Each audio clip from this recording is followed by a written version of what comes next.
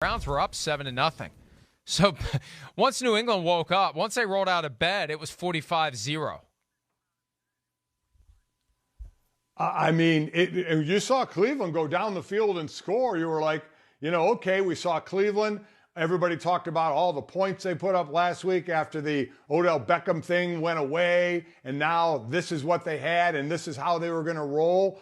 To what happened here. Their first drive is a touchdown. The New England, their first touchdown drive is 15 plays, 83 yards, 9-some minutes off the clock. We'd be talking about that as a great drive if it wasn't for what Washington did in their drive to seal that game.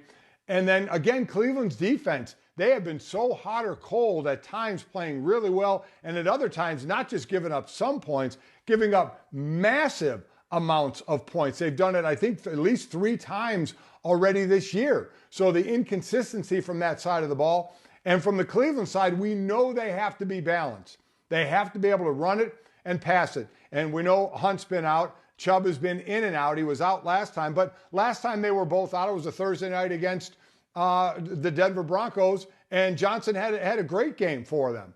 Ernest Johnson had a monster game. So the running game we figured was still going to be there. Not yesterday, it wasn't there. They don't even get 100 yards on the ground. When they can't run the ball, that throws off an offense that has to be balanced offensively by the pass and the run, because Baker Mayfield on that offense is just not a big-time passing offense. And by the way, Baker Mayfield is getting the absolute snot knocked out of him as well. It's going to be duct tape and chicken wire by the end of the year holding this guy together. Yeah, and that's the problem. We're trying to see if he can get to the ceiling to become a franchise guy, to have the kind of improvement we saw late in 2020, when I think people started to say, hey, maybe he is the guy. Maybe he should get $35-40 million a year. He's been so injured this year. Now he's got a knee contusion on top of it. It didn't look good at the time that it happened. He got crunched by Matthew Judon. After the game, Kevin Stefanski, the coach of the Browns, said that he could have come back if need be, but by then the day was over. Let's not make it any worse. So he expects him to be ready to go week 11. But it's not going to matter if the defense doesn't wake up, Mike. I want to play for you some sound from Myles Garrett after the game that I think does not bode well for the Browns defense moving forward. Here's Garrett. We got to go back to the drawing board and see how we can get better, see how we can scheme better, see how we can make adjustments on the fly. I mean, because we never had a chance just because we didn't make any adjustments on the sideline or when we had time to. That is an indictment. That is a conviction. That's not good. Mike, you play defense. You can't just stick with what you plan to do. It's an organic 3-hour entity. It changes. You have to pivot to what they're doing. How do you not make adjustments when you're getting your butts kicked? I'm astonished by that. So, Mike, there's 2 ways to look at this, and I've been in both. And obviously, in games, you make adjustments. So now, did they make none? The way Myles Garrett puts it, they didn't even discuss it, which is tough to believe in some cases that it's not discussed at all. Most of your stuff you can do at halftime.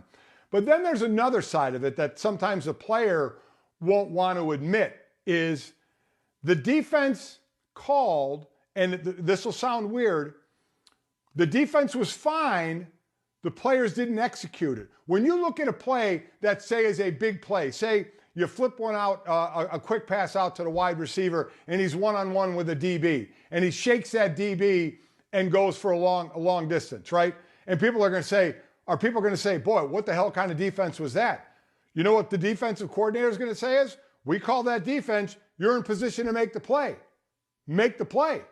Sometimes you call a defense, the defense is in position to make the play. The right defense is actually called, but the offense just makes better plays for you, to where there really may not be an adjustment to make.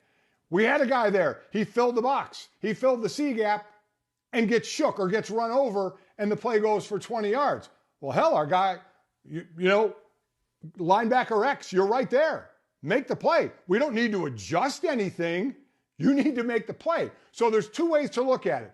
Can there be, systematic things to adjust during a game? Certainly. if you see that. But other times, it's just flat out, you're there, make the play. Beat your man, make the play. There has to be a good, it's a combination of game plan and execution. And both can be tweaked usually all the time as well. But it's too easy sometimes to just say, well, what the hell kind of game plan was that? When players are in position to make plays and sometimes they're just not making them.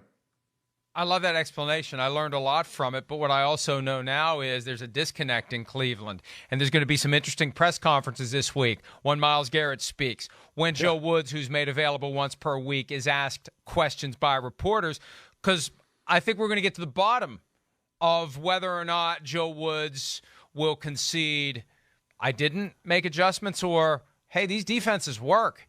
These players need to go out and execute them. Every defense we called was the right one. But you know what? The O overwhelmed the X, and there isn't anything we can do about that. There's no different defense we can call if the O is going to beat the X consistently. Hi, I'm Mike Tirico, and thanks for watching. Make sure to hit subscribe for the latest news and highlights from NBC Sports.